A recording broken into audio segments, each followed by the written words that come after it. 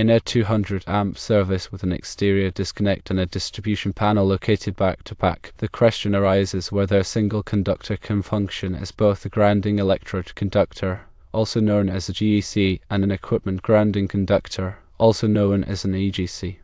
The National Electrical Code, also known as the NEC, provides specific guidelines for these conductors, and it's crucial to understand their distinct roles to ensure electrical safety and code compliance. The grounding electrode conductor connects the service equipment, typically the neutral bus, to the grounding electrode system, such as ground rods or water pipes. Its primary purpose is to provide a low impedance path for fault current to return to the source, facilitating the operation of overcurrent protective devices like circuit breakers or fuses. The equipment grounding conductor, on the other hand, connects the non-current carrying metal parts of electrical equipment, such as enclosures and conduit, to the grounding bus within the distribution panel. Its purpose is to provide a path for fault current to return to the source, minimizing the risk of electric shock if a fault occurs. Now, addressing the specific scenario where a number 4 solid copper conductor runs from the service neutral bus to a ground rod, and another number 4 solid copper conductor runs with the feeder conductors into the distribution panel, connecting to a lug on the panel ground bus and then continuing to the water main entrance to a pipe clamp. We need to analyze whether this arrangement meets the requirements of the NEC for both GC and EGC. According to the NEC, the grounding electrode conductor must be sized according to Table 250.66. based on the size of the service entrance conductors. For a 200 amp service, a number 4 copper conductor is typically sufficient as the grounding electrode conductor. However, the crucial point is that the grounding electrode conductor must be continuous and unbroken between the service equipment and the grounding electrode. In the described scenario, the first number 4 copper conductor running from the service neutral bus to the ground rod appears to fulfill the requirement for a grounding electrode conductor connecting to ground rod. The second number 4 copper conductor, running from the distribution panel to the water main, raises concerns. While a water pipe can serve as a grounding electrode, it must be supplemented by an additional electrode, such as a ground rod or ground ring, as per NEC section 250.53d2. Furthermore, the NEC generally requires the grounding electrode conductor to the water pipe to be sized according to Table 250.66, and for a 200 amp service, a number 4 copper conductor might be adequate. However, the primary issue lies in the use of this same conductor as both the grounding electrode conductor and an equipment grounding conductor. The NEC does not typically permit a single conductor to serve both functions simultaneously, especially in this configuration. The equipment grounding conductor must be sized according to Table 250.122, based on the size of the overcurrent protective device protecting the circuit. In this case, the feeder conductors supplying the distribution panel are protected by a 200 amp overcurrent device, so the equipment grounding conductor must be sized accordingly. A number 4 copper conductor might be sufficient for a 200 amp circuit, but it's crucial to verify this against Table 250.122. However, the fundamental problem remains the attempt to use the same conductor for both grounding electrode and equipment grounding purposes. Firstly, the grounding electrode conductor's primary function is to connect the service equipment to the grounding electrode system, providing a path for fault current to ground. Secondly, the equipment grounding conductor's primary function is to connect the non-current carrying metal parts of electrical equipment to the grounding bus, minimizing the risk of electric shock. Thirdly, these functions are distinct, and the NEC typically requires separate conductors for each purpose. Furthermore, the NEC mandates that the equipment grounding conductor be run with the circuit conductors, meaning it should be within the same raceway or cable assembly as the feeder conductors supplying the distribution panel. In the described scenario, the number 4 copper conductor running to the water main is not run with the feeder conductors for its entire length, which violates this requirement. To comply with the NEC, the following corrections should be made. Firstly, a separate grounding electrode conductor should be installed from the service neutral bus to the water pipe, sized according to Table 250.66, and supplemented by an additional electrode, such as a ground rod. Secondly, a separate equipment grounding conductor should be installed from the grounding bus in the distribution panel to the service equipment size according to Table 250.122 and run with the feeder conductors. Thirdly, the connection to the water pipe must comply with NEC Section 250.68c, ensuring that the connection is made within 18 inches of the point where the water pipe enters the building and is accessible. In summary, while a number 4 copper conductor might be appropriately sized for both grounding electrode and equipment grounding purposes in a 200 amp service, the NEC generally prohibits using a single conductor for both functions simultaneously, especially in the described configuration. Separate conductors must be installed for each purpose, and they must comply with the specific requirements of the NEC for sizing, routing, and termination. It is also essential to ensure that the water pipe is supplemented by an additional grounding electrode, such as a ground rod, and that all connections are made in accordance with the NEC. Consulting with a qualified electrician is always recommended to ensure compliance with the NEC and to ensure the safety of the electrical system. A grounding electrode conductor, as defined by the National Electrical Code, or NEC, is a conductor that connects the service equipment, typically the neutral bus, to the grounding electrode system. This system can consist of various elements such as ground rods, crown plates, metal underground water pipes, or concrete encased electrodes, often referred to as UFA grounds. The primary function of the grounding electrode conductor is to provide a low impedance path for fault current to return to the source, which facilitates the operation of overcurrent protective devices like circuit breakers or fuses. When a fault occurs, such as a short circuit between a hot conductor and a grounded metal enclosure, the fault current flows through the grounding electrode conductor back to the source, causing the overcurrent device to trip and de-energize the circuit, preventing electrical shock and minimizing the risk of fire. The NEC specifies the minimum size requirements for grounding electrode conductors in Table 250.66, which is based on the size of the service entrance conductors. For example, if the service entrance conductors are number 2/0 copper, the grounding electrode conductor must be at least number 4 copper.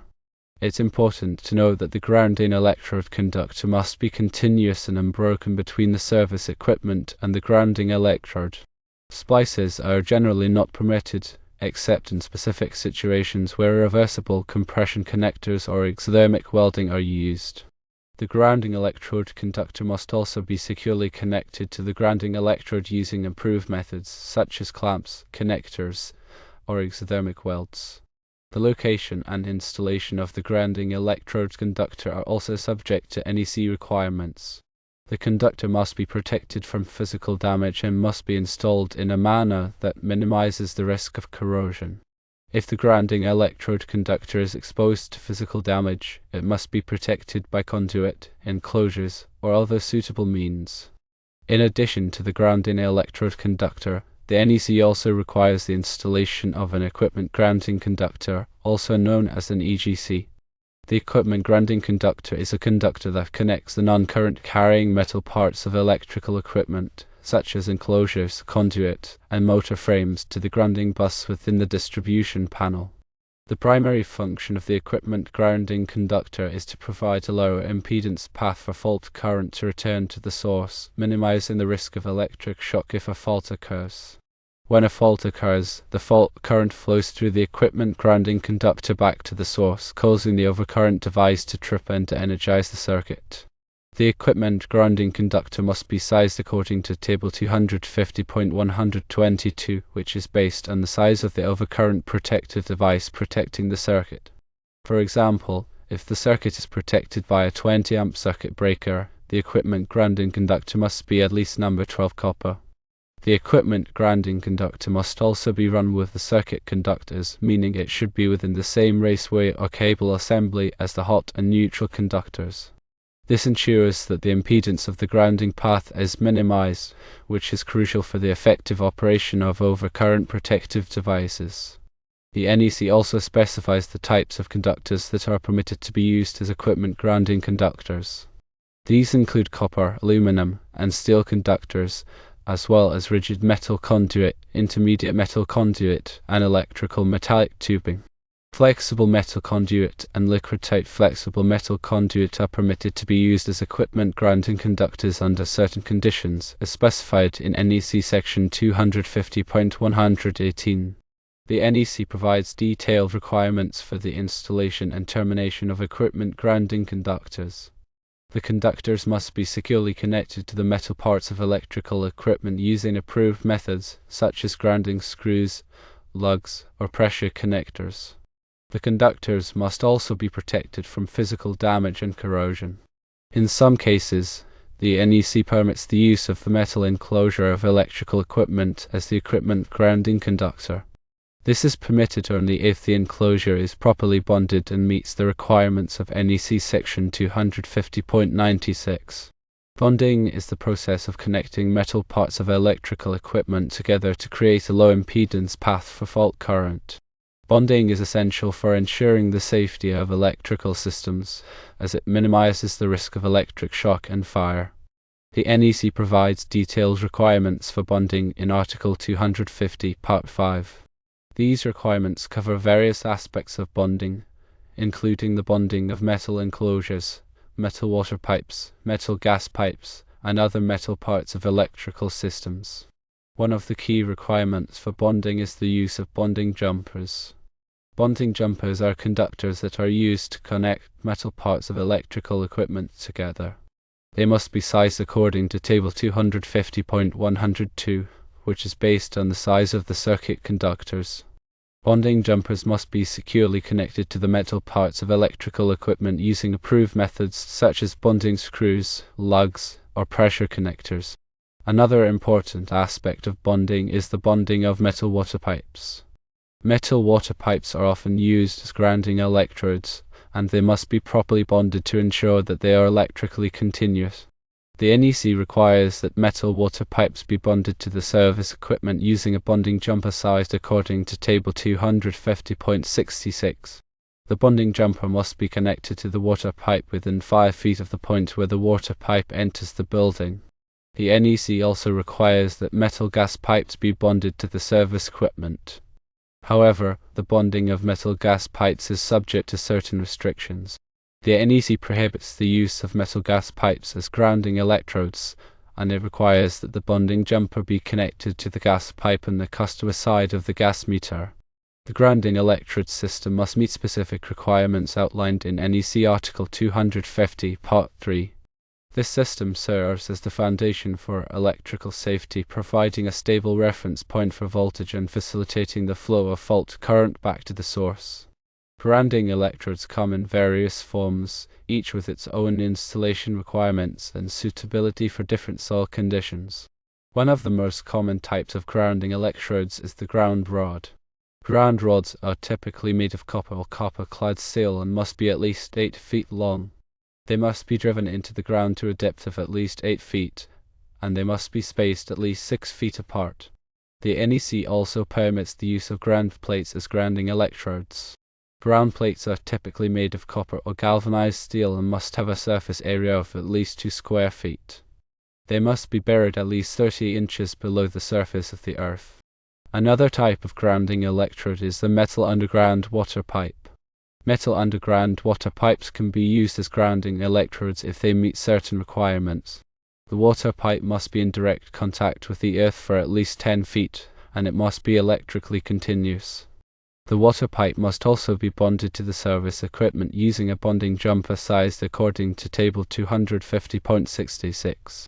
Concrete encased electrodes, often referred to as UFA grounds, are another type of grounding electrode permitted by the NEC.